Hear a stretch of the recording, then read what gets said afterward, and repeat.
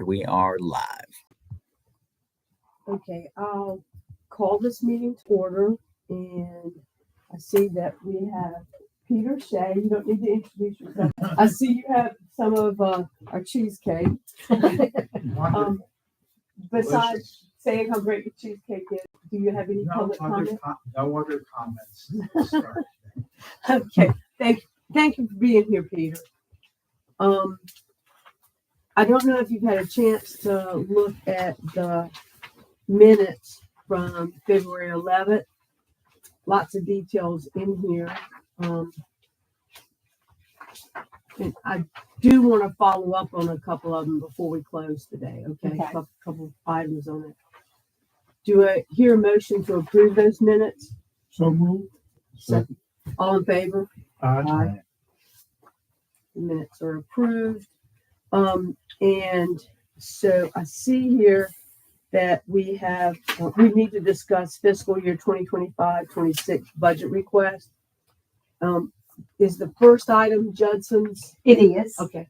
Judson, you want to talk to us about the voting equipment upgrade? Yes, I can do that. We were aware roughly a year ago when the most recent version of our voting system was certified at an NC level. And it was still very new at that point in time. We didn't know very much about it. So just to give you a little bit of context, voting equipment, voting machines, voting system, everything that's installed on it. So the whole system is all the machines and all the stuff, all the software and firmware, etc. So there is an upgraded version of our current voting system. So we wouldn't be purchasing new voting machines. It would be the same machines that we have. They would just have upgraded software and firmware on them. We had a district meeting not too long ago where our vendor did a presentation regarding this upgrade. And as they were describing things, we realized almost immediately that these improvements that were implemented with this new version, plus another portion that I'll get to later with early voting, directly addresses and would positively affect the speed of reporting and general efficiency across the entire early voting process and into election day and election night. So there are a number of different steps because you have to go through full certification in order to actually proceed with the installation of this new version. I broke down a few bullet points for more specifics in terms of what the thing actually does. One is that it does a bunch of critical security upgrades that doesn't really do anything for efficiency, but it's always good to have updated security. In terms of efficiency, there are close to 12 different individual changes that they have made in this version that will directly increase processing speed. So the early voting machines closing, taking up to an hour and 45 minutes to close, that could be cut down with better implementation with this version. They offer different sticks, media sticks, with results and definitions on them that are USB 3.0 rather than 2.0, which can affect the speed slightly because they can use more efficient methods to read on You have of to it. upgrade the hardware to the Vizio. Does your USB in the machines handle 3.0 or you have to upgrade the hardware? You would have to upgrade the hardware and the USBs. So the basically, if the question was the USBs alone would make a difference, no. Right. We wouldn't be able to use the 3.0 with the current firmware. I assume the current firmware is like 2.0 probably. Yes. Yeah. And that's another thing. A lot of the hardware on paper version wise, this system that we're currently using is old. So it's nice to have the next stable version. Does the system upgrade portions of the hardware?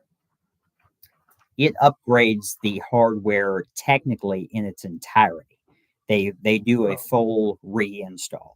So it's going to some elements are the same, other elements are different, Right. but they remove everything and put it's done atomically. It's done all at once. And that's why it's required that, because it is totally upgraded, even though we're not purchasing new voting equipment, that we have to abide by the guidelines as if we are purchasing new equipment, where y'all have to, as well as county commissioners, the county, any of the higher ups have to, Right. Right. witness a demonstration. Yeah. And so, with that being said, at the meeting in Wilmington, I spoke with Tim in Forsyth County, and he was, because they're looking at upgrading as well as Guilford County. And we're trying to do in the numbered memo that addresses this upgrade. It states that this could be done by a web, viewed by the web. Like we could witness it, who's there. It's going to be a board meeting per se, and as they're demonstrating, The county commissioners could view it. So live install. Right.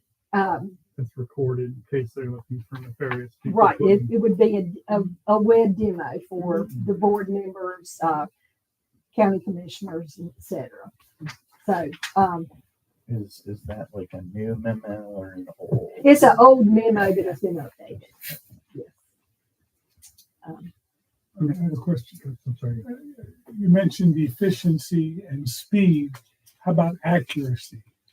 It does not sacrifice any accuracy. The accuracy of this system is something from ES&S, this manufacturer in particular, which is really a lot of the reason a lot of people in North Carolina go with ES&S. And really, these systems are very accurate across the board, but ES&S in particular, in terms of how they put their system together, the accuracy of it is very, very nice. There, in terms of accuracy as it relates to our ability to have more fine-tuned control and flexibility for fringe issues such as we had with Boone, the O3M thing, it also improves that, has the potential to do that. So, for example, we had all of our early voting results locked out because of that issue at one site. With this system, that would have been able to be compartmentalized. So we could have gotten 80-something% of the votes out there and results onto the public thing and dealt with the problem after that was done, instead of having that giant 60% block locked out all because of that one site. So that would be one huge thing that this could do for it. Another, in terms of running absentee ballots, that thing over there, currently, there is no indication if there's a jam due to something being on the ballot or being folded oddly and the whole thing stops. There is very little, almost no indication whether or not where it stopped counting things. So you have to scrap that entire batch and rescan it. This fixes that as well. Wow, that's It gives indication. So if you put a stack of 100 something up there and it has an issue at 78, you don't have to rescan all 78. It'll tell you at ballot X in this batch, that's where the issue was. So these type of upgrades are not large in terms of in a general sense, but they're huge in terms of covering up those little efficiency issues in a otherwise pretty efficient system. It as I was explaining to Gary, there is our current system kind of sits on the border between two generations of voting systems. So this new version cuts out all the old functionality that can be, frankly, from the back end, very confusing to to someone trying to make it piece it together. So that's another thing that can make this a whole lot easier. It addresses those issues, the issues that were had with election day this past time, It'll almost help us surgically. meet the deadline that we now have with the early voting. Correct. Get you closer. Yes, get us closer. Up until. There is a certain there's a certain amount of that. There's a certain amount of that that's not going to be able to be mitigated, but with this, we will be able to follow the law and still be able to still be within reason for us to hit timing requirements and timing goals.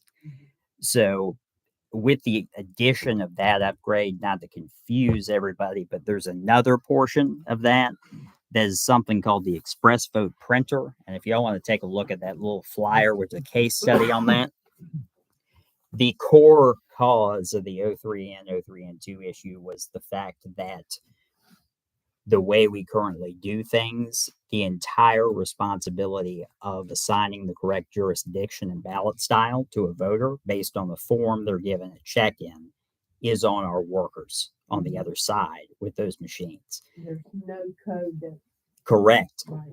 But we discovered they just certified, it's not brand new, but it's still fairly new that we just learned about it. This little printer machine, which really stamps a barcode onto the ballot that's given to each person, so that the manual selection no longer has to be made at all by the poll worker. When you put the ballot in the machine, it automatically pulls up the correct ballot for that voter without the worker ever having to select anything. That's great. So that, in my opinion, is the ultimate solution for this problem, because that is, it takes that responsibility entirely off of the poll worker. So if we'd had just this. Yes. printer, Yes, then Then that we wouldn't issue have would that not have problem. ever happened. Is that printer at every jurisdiction?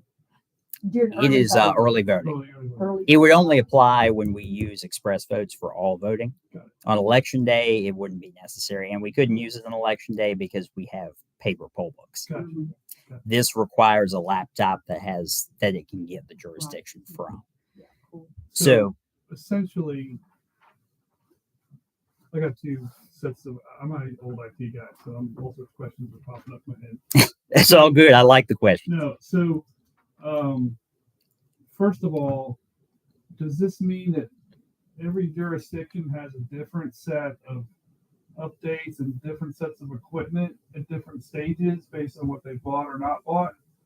Like, I'm a little surprised. Like, I'm surprised it's not mandated for the security reasons. That the state doesn't go, you all are going to get this. Right. If for no other reason that the security aspect of it. So I'm just asking that question. Like when we had the elections, did some people have some of this version and some people have that machine? And No, Yeah, well, they there's did no- have this machine. okay, Yes. yeah, there's no split versioning allowed within a county. right, Like you have to either use X generation of equipment or Z generation of equipment. Right. So when I say this was recently certified in North Carolina, the reason it hasn't become more ubiquitous is twofold. One, we are one of the few counties, I say few, there's about a little over 10%, between 10 and 15% of the counties use express votes for either all voting or all voting at early voting.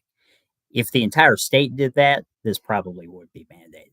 okay. got it. So it's almost, I don't know why it has never been presented to us before by the state as something that's a no-brainer, like it clearly is. Right. But it probably because it's only been so newly certified.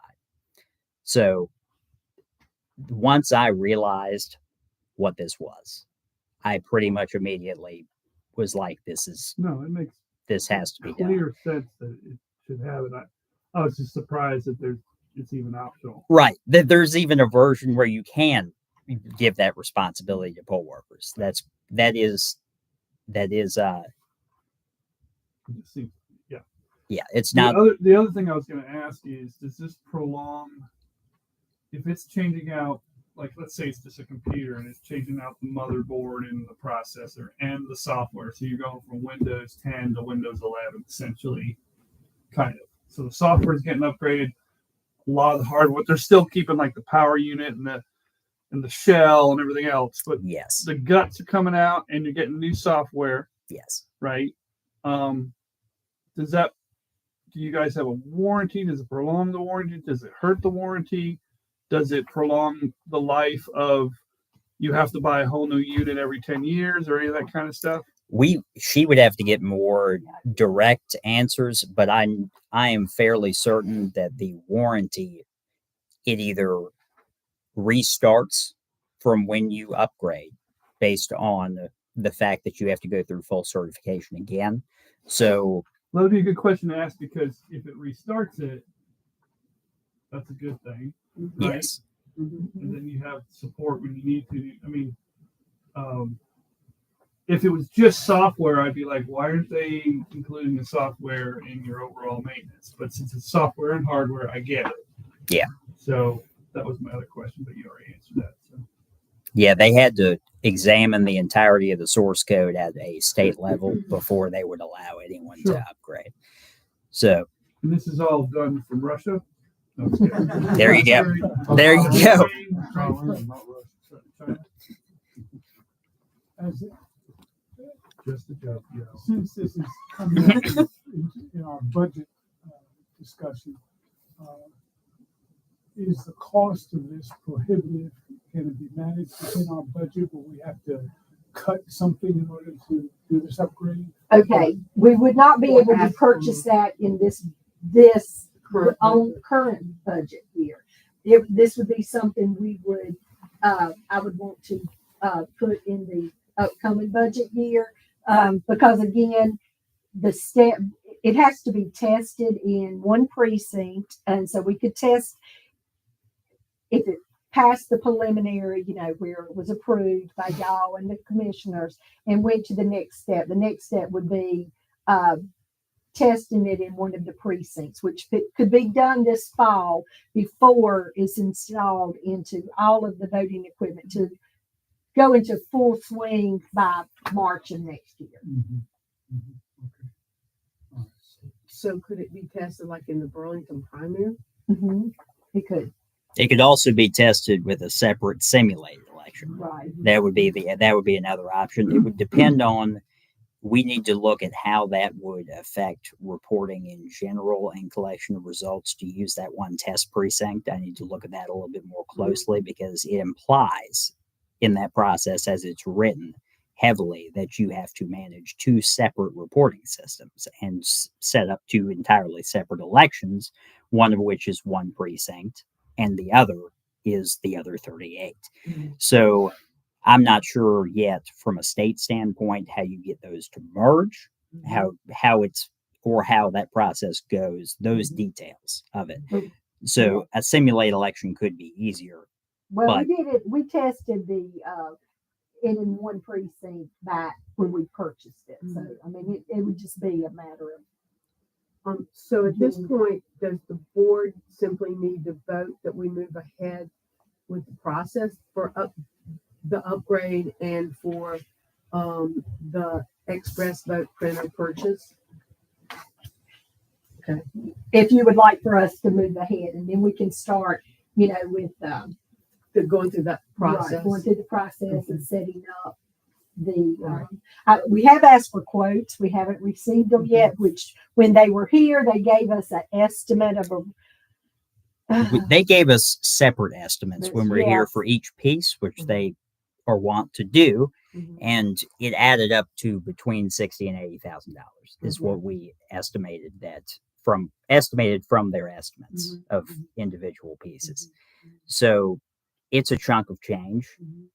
but when you balance that against the benefits Yeah, of what you're well, getting mhm. from it, And just, we all know the time period that we've been given to do early voting, to process the ballots for early voting, can't be done, frankly, the way we are right now, with what we have right now. frankly, the current voting system that we're running on this version Mhm. is not designed to get early voting results within a reasonable time frame when closed after polls close. It's because it takes up to an hour and a half. One more technical question. Has anybody else upgraded? Yes, Uh, there has been who did we speak to that had upgraded? that is Melissa in it's not Surrey County, David, Davie County. She did that was the printer. express vote printers. I do know, again, like I spoke with Tim in Forsyth and Charlie in Guilford, and they're planning on going with the upgrade as well. Mhm. I don't personally know anybody that has implemented it yet, other than the express votes. I was just curious. Madam Chair, I move that we continue the investigation of the 6.3.3.0 upgrade Mhm. and the express vote printer. All in favor? Aye. Okay. Okay, we'll move Since, ahead on that. since we're going forward with further investigation, can you explain some of, I guess, the security updates? Yes, I can. I will try not to go into too much detail Well, because I right. love to do that. Well, Right. we won't talk about cryptographic modules. It's this may or may not mean anything to anyone, but it updates everything. I say we aren't going to talk about cryptographic modules, but it upgrades the modules and random number generation to FIPS 140-2 from 140-1. So that's the most recent federal guidelines for processing data securely. It modifies how the firmware is stored to make it more secure without, that's the best way I can say it without giving away details about it. That are proprietary. But there are more options for more stringent password requirements. There are more options for dividing for principles of least privilege, dividing things between a root administrative account and other user accounts. There are more options for multi-factor authentication. They have opportunities for that. And on top of all of that, if North Carolina was to move in the direction of other states as is really from a scholarly perspective starting to happen towards something called risk limiting audits. It has the capability for those as well. It has the capability to be able to base auditing after the election on random sampling from the county level rather than from the state level. And those are the big ones. There's roughly 24 of them. I didn't list them out in my notes here, unfortunately, because I thought that they would be too much in detail. But the ones that I mentioned right there are the core ones. The FIPS 140-2 is big. There's we're doing upgrading those modules from 140-1 offers a large increase in security against any brute force attack, as a brute force attack could even be realistically implemented against these machines because it would have to be done in person. But I digress. That's a big one. They have upgraded from Windows 7 to 10. Windows, they were using a very stable version of Windows 7, which is common in voting systems to use a customized, stable version of an old operating system. I know that he laughed back there. 7 is old. So it that at this point is also an upgrade that is a no-brainer to have security wise. There are various means with which information is written and read from media that is done in a more secure manner at the level of code. You could go on for a long time depending on how detailed you want to get technically about it, but there are numerous crucial security updates. And the last question I have is, I saw on our little printouts a laptop plugged into this printer, so I know I will get questions about, are we introducing We are not external sources for this information No, to be manipulated? The laptop already exists. We use laptops for the electronic poll books at early voting. That's the way we are able to go about doing early voting efficiently in the first place, is the fact that we have a real-time version that is replicated of our registration database on these devices that we use at early voting. The only addition to that with this would be that there will be a little printer, which it's referred to as a printer, and I'm not entirely sure why, because what it does is you stick the ballot in it and it prints. Well, yeah, that would be why it's called a printer, but it's almost more like a stamp because it's a thermal printer. So you stick it in and it stamps the election, the jurisdiction, and it even prints some of that information as human readable text. It also adds, which going back to 6.3.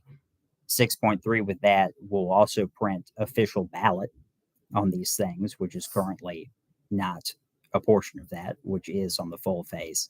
There's numerous upgrades there that go along with that make the whole voting with the express vote process more official and more transparent and more easy to explain to people why it is secure and why it is not changing votes and why it is not just randomly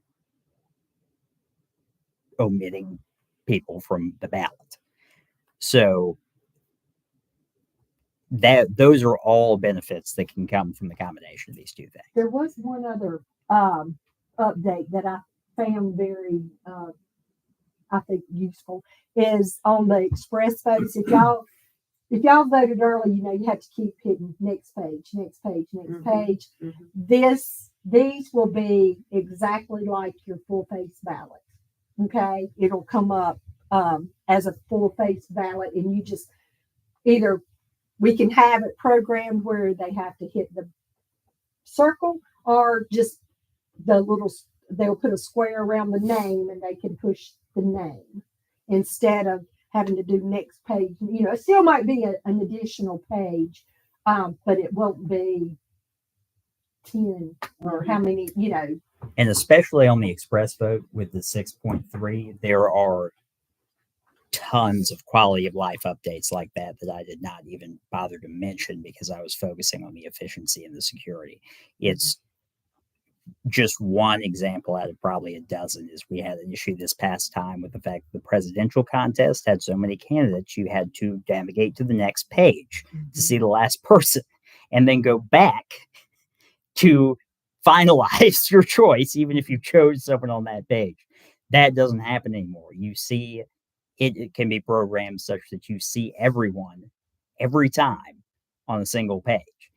And it has the option to go back to the previous version if you can't see because it's small My next text. question is, the next page, the only advantage is if people have a hard time seeing. If it's shrunk on the one page, then they need to see that. Right. So they haven't just directly supplanted the benefits that we already have. They have augmented them with But new these are options. ADA machines as well, you know, to wear the sure. headphones and also there was the issue in 22 where that it was told that someone's name didn't appear on the ballot. That this also didn't you say this corrects that where you could go in It corrects And it in not the sense corrects that it, number but- one, it makes it easier to explain to someone Yeah. how that would not happen, and it Yeah. would make it much more obvious if that did happen to someone, Which it has not happened. which it Right. has not. But if there was to be a coding error on a single machine somehow, Mhm. you would be able to see that a lot more clearly. And it's much more difficult with this current format in 6.3 to misunderstand and think that something was omitted from your ballot, because things like where you have to navigate through multiple pages to see all the candidates don't exist anymore. And you're not losing focus as you go through a 50 something page ballot and just hitting next and hitting whoever and Forget not what really you paying know. attention Mhm. and think and can't remember if the contest has shown up or not. It's presented visually in such a way that makes it more transparent to the voter. Any more questions? Before we move on? Okay, I see the next item is about SB 382. Yes. Okay. Did y'all all receive the email that I sent from the state? It contained this proposed revisions that they are submitting to the legislation where they would like, you know, there's things that they know aren't going to change. And this is an update from what they already did. This is right. This is like, you know, where we have to count all Right. absentee ballots on election day now. Mhm. All that's come in since up to 7:30 have to be counted on election day. This is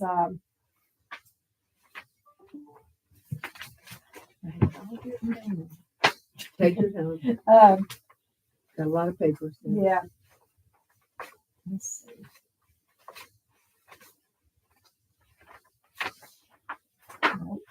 We'll just go through it, but you know, where they now stating that all the ballots have to be counted that come in, even up until 7:30. Now, so they have to be counted on election day. Mhm. We'll need to, they're hoping to set up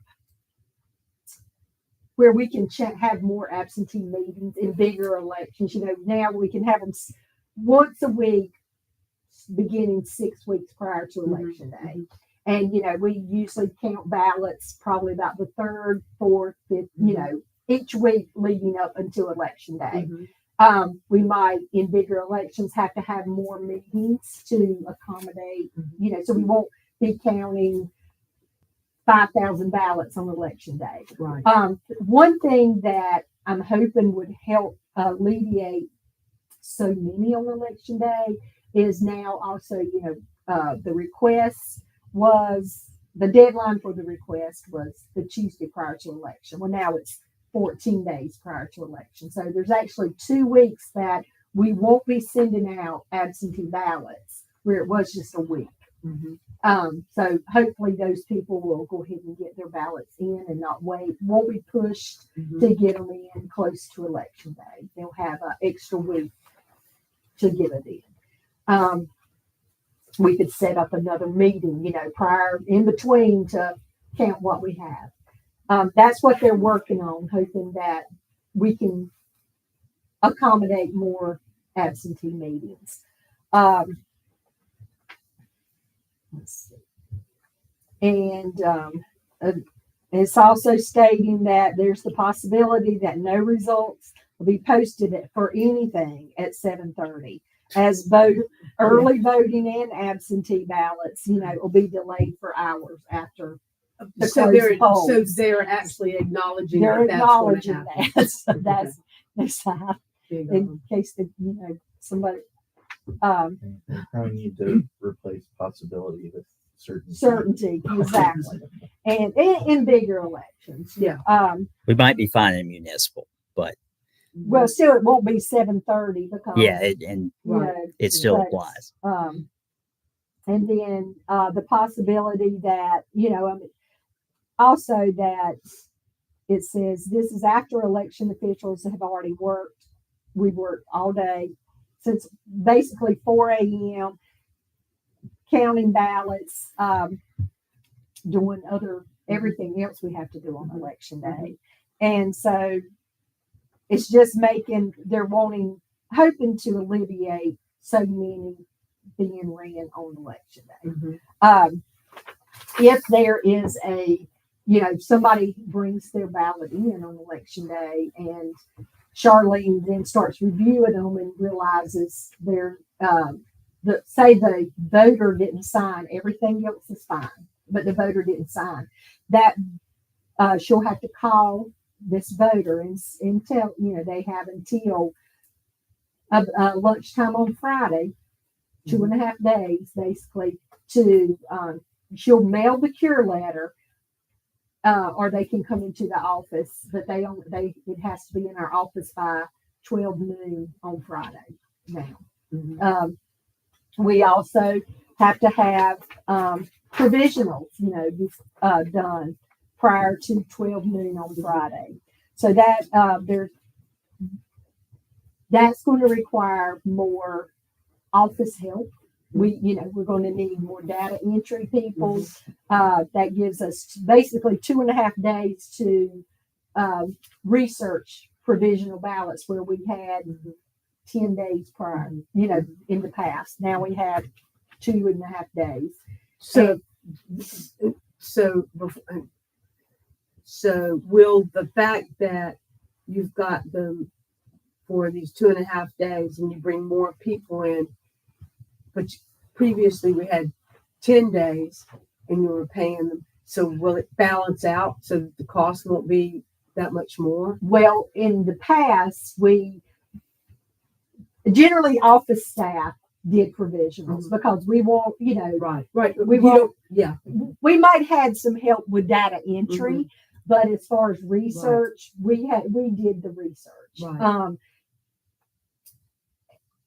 In an election such as what we just had, there's no way just staff members can do that research and do the data entry and have it all done within 2.5 days. So we would have to train some additional people, and that maybe not necessary in the municipal elections, but like next When we're year. planning budget, we have to. Right. Okay. I would, in which I did. I included that, for additional help in the, and maybe the county might be willing, when I have my budget meeting, they might be willing to offer some county employees to help, with some of the details that need to be done. Yeah, I know there were some that helped when we were doing the recount. Right. And then, so that is, that was funding for county, for the help. But also the third one, that they're trying to get passed through would be, additional compensation for y'all as board members, because y'all will be, it's going to be more time involved here, and so they're wanting to hopefully get y'all some additional compensation from the state on the state at the state level. Do you remember the last when the current compensation was set? It's been a while. It's been the same for my 8 years. Yeah. I can go back and check. Yeah. Okay. But this would be compensation from the state. Yeah. I wouldn't have to budget for for that this would be. Right now, there's none from the state, correct? Right. Y'all were funded from county funds, yes. So that is what they are, the revisions that they have presented to the legislation. And we're just waiting to hear back, what the next step in that would be. But I did want to keep y'all updated on that. This does affect our budget, as far as needing additional help, with the way this is written up. It's going to be, I cannot imagine having this bill in this past election. So I'm glad with this being written like this, at least it's municipal. We'll have time to try to make adjustments to see what's needed and what, that type of thing for the future. I have a few questions. Okay. Some are based on some of the things that were still kind of open for discussion at our last meeting, but a couple of others also. Did other members of the board get a series of emails with invitations to join District 4 Board of Elections groups? So I did not, but that's probably because I need to follow up with the county about why I haven't been getting emails. since Remember I spoke January. with you about that? Yeah, I cannot remember exactly what it was about. It was the state District 4 with the Board Members Association is trying to get back together. Okay. Gotcha. They haven't been really met. Like when we go to our state Alamance meetings, County, when you go to your state meetings, you go you're a representative of District 4. right, NCAD, that's with the NCAD. And we have separate meetings. Okay. The board in the past used the board members as an association, and they used to meet as well. Like after our training during the day, usually about 5 o'clock, they would have an association meeting. There's dues for that. They're trying to get that started back Yeah, up. they've been trying. I remember going. It seems very disorganized. So, Yeah, they at the meeting we had in Randolph County last week, they there was a representative there, and he spoke how about what their plans are for the future. Somebody did volunteer to represent District 4, and we're supposed to Smallcroft or something. Like yeah, that. we're supposed to they're supposed to reach out to y'all. So we're good to respond to them. And I just want to make sure. I mean, we get some things that I'm not so sure about responding. I always ask. So if you get that, it's legitimate, right. and you know, I just want to do that kind of for me and for everybody else. I also wanted to check, and I know this is something that was requested by someone who listens to all the meetings, and I know we've tried to do certain things about how the website's coming along, and with you know, and for instance, we got this handout, and you know, our minutes, and there was a request that we post some. Like, I think this would be something that could be.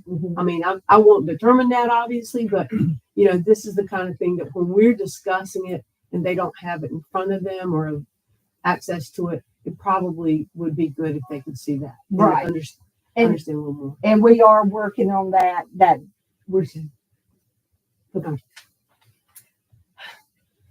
The board, when it went to 365, what changed our website? Was Change the website.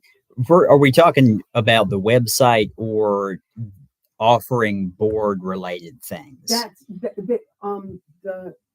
there was a request that there's accessibility to information the board's going to be discussing. So Right, there's an transparency agenda. wise. Yeah, you know, and so I don't know. I guess that would be a drop down or something. And we're working. Yeah.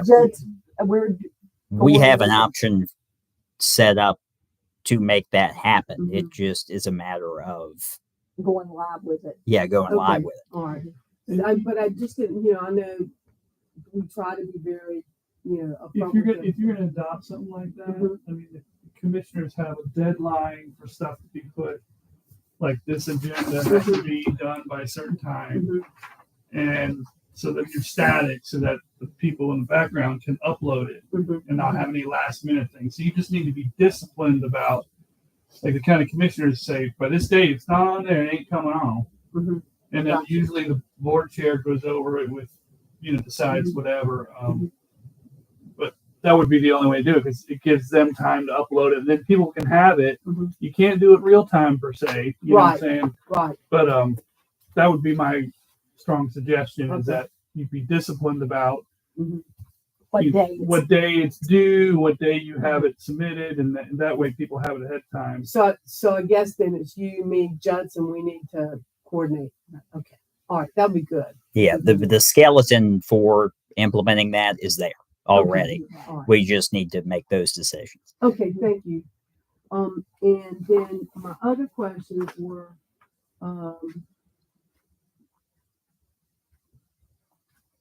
where are we in regards to the 2026, the midterm election, discussed, considering deciding upon the number of early voting locations? Are we, is that going to be Or- finalized next month? By next month? The state does know. That is just, we've discussed that for budget purposes. The state has not, given us when they need to know Okay. this. Okay.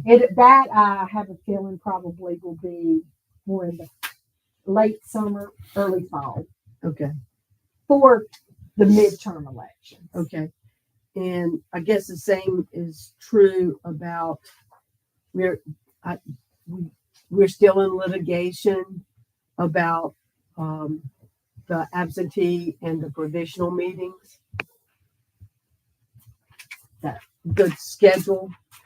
Oh, as far as for the upcoming municipal elections, well, we're just waiting we have the NCADE meeting the end of this month, Okay. and we will probably conference, and I'm sure a lot that's still in limbo or a question, that's going to be discussed. Okay.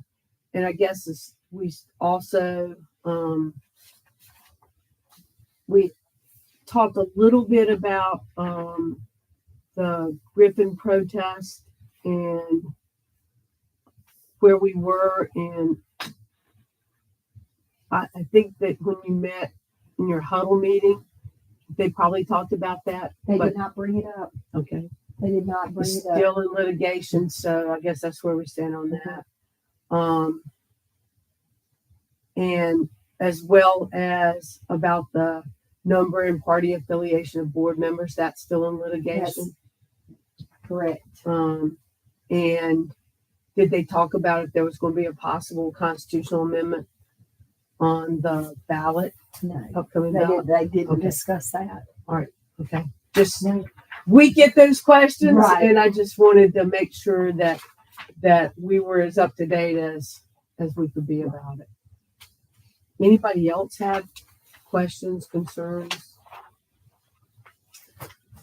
I got a question about someone who indicated that they had called during, I guess, the lead up to 2024 election to notify us that someone they believe was who no longer resided in North Carolina at all had voted. And when I looked into it, it looks like there's basically they have to look over the entire voter rolls for this person and have to challenge that No, it's too late. 25 days in advance, That's correct. Okay. Right. unless they like personally witness them do this. That's exactly correct. That's what I thought. Mhm. I just wanted to make sure that I had that correct. That's correct. if you, want to protest, person's residency, it has to be done 25 days prior to the election or while they are in the act of voting. I think they had brought it up as, how am I supposed to know this person's going to do this? And, And then was, I it's guess, also their up to concern. them to prove Right. that the Yes. person does not reside in Alamance County. Okay. They could challenge the registration for the next election, right? Because then As long as it's 25 days. because then the clock would start again after the election. Right. As long as it's 25 days prior to the election. It doesn't say how far, Right. you know. So they could do it now. Right. I was approached by a person who got a notice saying that they were one of the 60,000 persons who had their vote challenged. Mhm. And they were wondering what it is that they need to do in order to make sure that they're not challenged in future elections. What we're telling them to do is, at this point, they just can update their voter registration and either add the last 4 digits of their social or their North Carolina driver's license number. Mhm. They can do that if they have their voter registration card. I don't think that's not on there, so they can't do that. They would need to complete a new voter registration / update form. And they can And- do that through the DMV. They can do that through the DMV. They can do it The come into DMV our office. website? Can they go just to the website and update the registration, or does that have to be done when they're renewing their license? No, they can, Just update their I voter believe registration? that, yes, I believe it allows you access to all fields, so you can go to the DMV website. and do that. Okay. The initial instructions after this lawsuit was filed was that our staff at the Board of Elections was not to contact those voters at this time. That's correct. And that's still But if they standing. contact us, Yes, we can tell them what to do. yes. And we've had several contact us. We just, I have a feeling once the lawsuit's settled, the state will have us reach out Mhm. to these people, Yeah. That would make sense. but not Mhm. prior to it being settled. Especially if it's settled in one particular direction. Yeah. And question about that. If it's settled so that these votes don't count,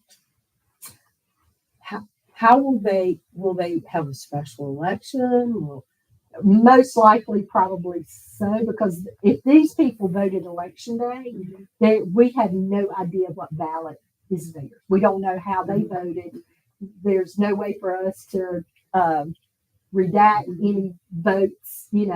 If they voted early, they do have that identifying number to their voter registration. But if they voted on election day, there's no way. we don't know if they voted election day or early voting. Well, we can go look them up and we could tell if they voted election day or during early voting or by absentee. But again, if they voted election day, there's no identifying factors on a ballot. We could all vote at the same precinct. We all put our ballot in. Right. How do you know which one's yours now? We definitely wouldn't know. So Okay. Even from our end, it's largely speculation Mhm. because there's no precedent for any remedy, Mhm. from my understanding, like the this. state did mention, the last resort would be another election. But Okay. somebody asked when that would be. They had When no idea. will this ever be settled? Yeah. So, okay, so April 8th, our next meeting at 2:00.